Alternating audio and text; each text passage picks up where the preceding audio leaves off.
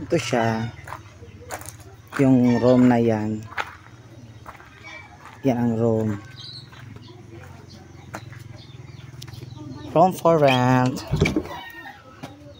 Mayroon nang lagay ng sapatos, office chair, carpet, bed, free na water.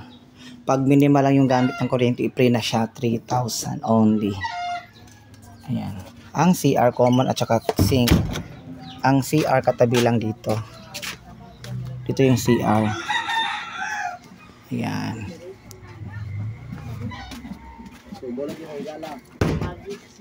Malinis ang CR naman dito. May shower. Yun, may shower. Ito yung labas. Ito yung gate. Ito yung gate, oh. Ayun. Ayun ang gate.